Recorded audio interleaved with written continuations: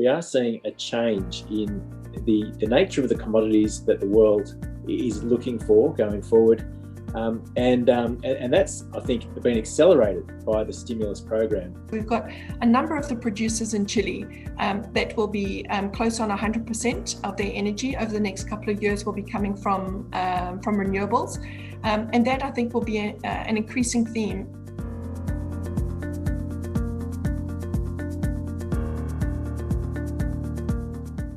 So hello and welcome to another one-to-one Mining Investment APAC online content session. Today, to speak on base metals and their role within the energy transition, we have Jim Copeland, Executive Director for Small Caps at IFM Investors, and Gillian Moncure, Head of Copper Research at Wood Mackenzie. So thank you both for joining us today. Morning. Thank you, Amy.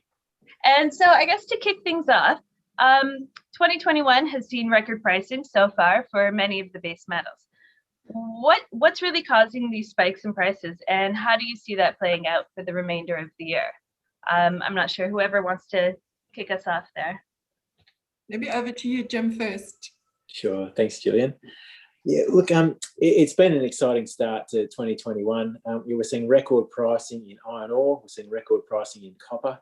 And why are we seeing these strong prices across all commodities, really? It is, not surprisingly, a function of strong demand, driven, of course, by economic stimulus and synchronous global growth. So there's definitely been a strong demand part of this. The other part of the story, of course, is supply as well. And in my view, the outlook will depend very much on that supply side. I guess stepping back a little bit, with the COVID crisis last year, China was early in and early out. And so we saw China really ramping up the economic growth levers earlier than most other countries. And that's still going strong. We're seeing 10% fixed asset investment growth in April in China, and likewise on industrial production. However, the credit impulse is coming off. That's no coincidence. We know the Chinese don't like to create additional demand when other countries are also growing. We've seen that in the previous supercycle. So China's coming off just as the rest of the world is still recovering. Again, all those stimulus programs. And so the outlook for the year, I think, is going to be a nice balance of strong economic growth globally. China slowing down, but the rest of the world continuing to deliver, in line with that economic stimulus that we're seeing rolled out.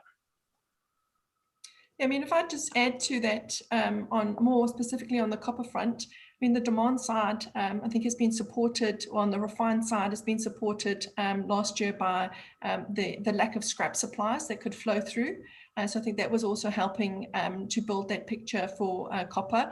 And then, as you mentioned, on the supply side, so we've had last year, there was the impact on both projects as well as existing operations. So that impacted on supply. And we've seen that in the first 3 to 4 months of this year. But as we move into the second half of this year, we are, from the way we're looking at it, that there will be, the mine supply will start to come through. We've got some of the bigger projects like Kamoa-Kakula already starting up. We've got Timok, and then in the first quarter of this year, we had Minnesota and Spence. So we're going to see that supply coming through at the same time as there is the potential, depending on what happens with the vaccine rollout, as well as with the virus and how it moves around the world, getting more scrap supply as well. So I think this year we've got that pull on. We've got this demand's not looking too bad, but we've got the supply that's going to start coming through, and it's more for copper. It's more skewed towards the second half of the year. And looking back at kind of this pricing, so a lot of people kind of believe that it's somewhat representative of the start of what could be a super cycle. Looking at kind of copper and the other base metals, and as well as kind of the broader commodities industry, where do you think kind of we stand in that regard to this super cycle that people are discussing? Well, thanks, Amy. I'll have a go. I'm not sure if there's a technical definition of what a super cycle is. In my mind, I think of it as a strong demand environment, whether it's cyclical or structural, combined with a supply side that's struggling over a material period of time. And so again, when we think about the previous super cycle with the rise of China from the mid-2000s into the GFC and beyond, we saw that incredibly strong growth, consuming 40% of the world's commodities across the board, and I guess a rising tide floated all boats then. I think this time it's not the same driver. We are seeing synchronous global growth as we emerge from the pandemic lockdown last year. But the new ship on the horizon, I think, is actually the battery metal theme. We are seeing a change in the nature of the commodities that the world is looking for going forward. And that's, I think, been accelerated by the stimulus programs. We've seen the initiative, particularly in Europe, also in China, and now the US, in terms of being absolutely serious about battery metals. There's been a few false dawns. Lithium space has been a tricky one in the last few years, as certainly the supply side responded strongly to early signals, probably too strongly. And we saw that lithium price correct, and a lot of companies really struggle. However, again, post the pandemic, the demand is real, and that sort of outlook can drive multiples of demand for certain commodities. So, if you think about some penetration numbers on EVs into the autos market, for instance, if you assume, say, 35 to 40% penetration by 2030, you'll see an 8 times increase in demand for lithium, 2.5 times for rare earths, 2 times for nickel, and 1 time for copper. So depending on the commodity, there are very, very strong demand levers there. But again, it gets to the supply side. So, again, I mentioned how quickly the lithium producers, particularly the hard rock miners in Australia, responded. So while I think there is a lot of appetite right now, and the demand is real, it's also being addressed by some great response by the mining side. And I wouldn't be surprised to see those markets, albeit strongly in strong demand, that demand will be met by the supply side. Copper, and I'm really interested in Gillian's thoughts here. Copper is interesting because we know that since the mid-90s, the copper market, the average reserve grade has been in decline. It's gone from 1% to 0.5% over that long period. There's permitting issues. There's all sorts of challenges on the supply side for copper. And so I'd be really interested in your thoughts, Gillian, as to how you see that one playing out. I think, some comments from my side. I think the way we've been looking at the super cycle, and from our perspective, really, and it goes back to the first question, Amy, that what has been behind this price increase. So I think there's been this investor interest in copper and other metals, and why has that interest been there? It's that the stimulus generated demand for commodities would be able to sustain the demand until that time when that energy transition really took off. And I think where we're still getting our heads around is if those two are going to match, or if there's going to be a little bit of a lag between the two. So I think that's one of the things to think of this year, and what's actually attracting some of those investors to copper and other metals as well. The other thing is, then adding on the other side of the equation is the supply side. So if you look back to really the end of the last kind of downturn in commodity prices, and as we came out of that, there was really from 2016, 2017, and then escalating onwards. As soon as the copper price went to $3 and above $3, we had a sanctioning and commissioning of a lot of production, and that is the production that is now starting to come through. So we've had Spence, Mina Justa, we've had Cobra Panama, we've had Mirador, and now we're seeing that next round of projects that is going to start the production. We've got Kamoa-Kakula, which is a big operation, high grade, so that actually brings up those grades a little bit that you were talking about, Jim, because it is so high. We've got Timok and Chulong at the end of this year, and then going 2022, 2023, we've got QB2 in Chile, we've got Quellaveco in Peru. Also two very big, or relative, but big operations that are going to be contributing to the copper supply. And then you've got the operations that, like for instance, Grasberg, as it's transitioning to its underground, it's going to get back to production levels that we haven't been seeing in the last couple of years. By our estimates this year, we've got probably around about 270,000 tonnes additional on the production from last year coming to market from Grasberg. So I think it's going to be interesting to see the supply side. So we've got this wave of projects coming. over the next couple of years. We have seen some of those projects, because of what happened last year, being pushed back, but we're starting to see, we've got Mutanda restart being spoken about, we've got Mount Polly and Huckleberry restart. So to actually fill some of the supply that over and above these projects, there's potential for these other smaller projects and restart projects to start also coming back into the market. So that's going to be interesting to see, especially when the price, you know, it went up to 10,700 for copper. Now it's down in the 9,000. So it'll be interesting to see this dynamic and whether some of the restarts that have been spoken about actually come to market. In addition to that, what about new discoveries? So there's been kind of, you know, a bit of a lack of new discoveries, especially in the copper market in recent years. What's the projected impact of that? Look, I think from our perspective, we track projects from that we call probable, that have probably got some financing to do before we would put that in construction. But some of them have some other issues. So for instance, Tia Maria in Peru, which is actually, it's what we call a yo-yo project. It goes from probable to possible, just because of the community related and government also actions on that part.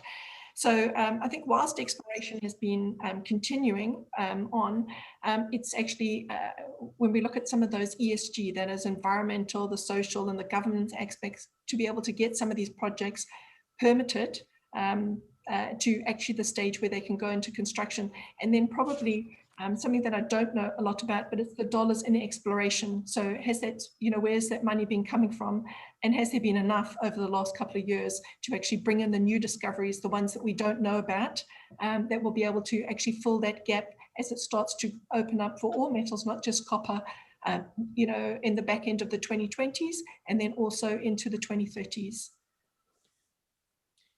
That's absolutely fascinating. I think one of the interesting things Gillian just mentioned on the exploration dollars, and also just you know, the challenge of the industry in the back half of this decade is, you know, for instance, recently we've seen Chile talking about increasing taxes for the miners in the world's biggest copper producing country. In terms of a company's willingness to invest exploration dollars, with some significant uncertainty hanging around the economics of those developments, you know, in my view, it's just going to weigh against those discoveries being made, and any sort of deficits that you might see toward the back end of this decade on copper in particular. It's just going to make them even more extreme. So I actually, yeah, I think it is. And it has been a long-term thematic, but we are seeing, you know, with this strong demand coming through with a you know, a bit of a different application. It paints a bullish picture for pricing. The things I worry about, again, I think Gillian knows a lot more about this than I do, but you know, in previous times when I guess 2010, for instance, when prices did spike up, you know, that draw on scrap, for instance, how much scrap is going to come into the market? Are they at higher prices? You know, for instance. Secondly, substitution. Thirdly, stocks that seem to come from nowhere, perhaps in China. All of these kind of things which are a little bit murky around the edges that can you know, change that deficit outlook. You know, they'll all play into it, and the higher the prices go, the more those things I think will have some impact on the outlook. I mean, just to pick up on some of those ones, I mean, you know, not only Chile, Peru with its new president was also looking to get more of the, you know, the revenues from what is actually mined and generated in its country. Zambia as well. I think with these higher prices, we're going to see more rhetoric around that. How much of it actually gets through government and into policy, you know, it's hard to say. I mean, the Chile one, I think, is probably the one that is, you know, for the copper perspective, it could have, you know, big ramifications in terms of their money that's spent and where dollars will actually go. I think the other thing there is on the substitution side. So I think there's a couple of things on the demand side. You know, as some of these newer applications that are taking copper, like your offshore wind, onshore wind, solar, EVs, as they first kind of roll out, you get your intensities that are they put in place to make sure that those manufacturers can meet their requirements, and they know that they're going to, especially with vehicles, are going to be able to meet how that they are actually, licensed to go on the road. So, but as EVs and onshore, as that production kind of continues and they get more comfortable with it, there is some thrifting of the metal that's used, and we've seen that with the offshore wind. A couple of years ago, when we looked at it, there was 15 tons per megawatt, and more recently it's gone down to about 10, because there are different areas and where the copper would be needed, and where it could be either thrifted or it could be substituted away for, say for instance, aluminium in the cabling and things like that. So I think also with copper, you've got to look at if the aluminium price doesn't actually rise in line with the copper price. So if there's a bit of a disconnect there, then there could definitely be more substitution going towards aluminium, because it can actually serve the purpose for, well, in certain applications, not in all applications, that what copper could be used in. So I think that dynamic, there is that ratio of what I think above 3.5 heading towards 4, where it's actually worthwhile manufacturers looking to actually change from copper to aluminium. So, and there's certain applications, as I said, that would be easier to substitute away. For instance, in the car charging infrastructure, if you want the rapid charging that you would want if you were out on the road, then that would maybe need to be copper. But if you've got overnight charging in your home, where it could be over a longer period, that could be aluminium, say. I mean, I don't know enough about it in details, but there's these little tweaks as to where you could actually see a movement away from copper to aluminium. I think the one thing on aluminium is that it's got probably more of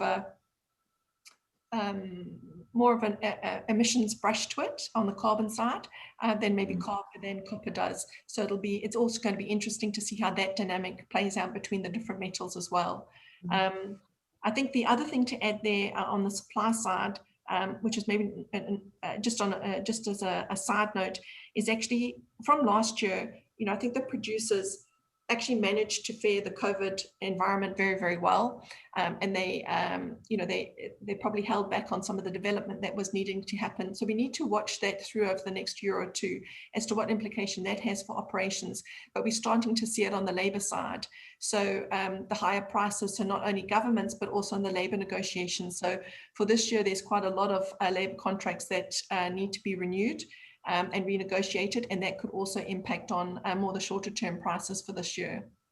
Absolutely. So you've kind of already gotten into my next question, which was really going to look at kind of their role within the energy transition. And what about recycling? Is recycling kind of coming into the discussion in terms of use for copper, nickel, some of those metals that are kind of key to this industry?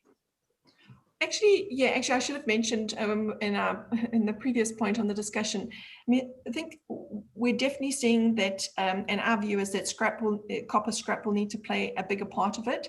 And there is, the way we look at it in terms of what is required from mine production side, that once you look at demand and you take off scrap, then you've got your demand for mined copper. But then that line can go up or down. So it can go down if we've got more scrap in terms of that gap between the two, can go down if more scrap is collected. It would go up if demand was higher.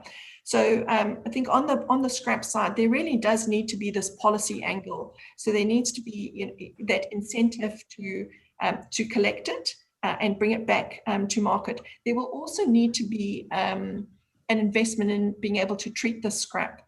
So I think the policy there is, are we going to see these trade flows of scrap, or are we going to see scrap actually used in a value chain that is where it's generated? So for instance, in the US, if you need to actually use that copper there, we'd actually have to see the building of, say, secondary smelters. So that dynamic in terms of how that industry is actually what happens over the next couple of years to be able to use that scrap, I think that's going to be interesting, and it's going to be a lot will be driven by the policy side as well. Yeah, that's a great point, Gillian, because it's the policy side is really important, and also the necessity is mother of invention. When we see the necessity to get access to copper units, suddenly, and particularly if the economics are supportive, it's surprising how much innovation can happen very quickly, particularly in places like China, where there's a certain low level of scrap that previously was not economic to process. So they might be able to find it somewhere. I think of that too in the context of nickel, where we're talking about these green metals. Previously they weren't, but certainly as the battery chemistry would have it, they are now. And when you think about the nickel story going back to in the 2000s, nickel pig iron wasn't actually part of the global supply. It was only with the rise of China, where those nickel units were necessary, that the nickel pig iron process really began. It went from zero mid-2000s to 1,000 tonnes this year, which is nearly half the market. And that growth has been driven by the innovation, the necessity for those units. Most interestingly, going forward, is the view was that nickel pig iron couldn't be used in batteries. So there was this other class of nickel, the nickel sulfide producers, who were going to be beneficiaries of the battery thematic. But again, the Tsingshan presence in Indonesia, where they are growing incredibly quickly, there are plenty of units of nickel coming to the market now, but not enough to supply the battery market. Well, maybe they can switch some of those units into the battery market. And as they announced earlier this year, not only are they continuing to grow strongly, but they're also looking at converting nickel pig iron into nickel matte, which ultimately can find its way into batteries. So that is, again, a really an interesting dynamic. There's been a hugely disappointing history with nickel in HPALs over the years. That's another one, a way to produce nickel sulfate, which goes into batteries. But there's challenges in doing that, both economically and technically. And I guess the question going forward will be, how will those nickel units find their way into the market? Will there be delays? Will there be disappointments? Or will indeed the market be able to just be met by mostly growth in nickel laterites and nickel pig iron? So it's one of those interesting things that we think about going forward. But certainly the demand is there. It's a question of how the supply side's able to respond to it.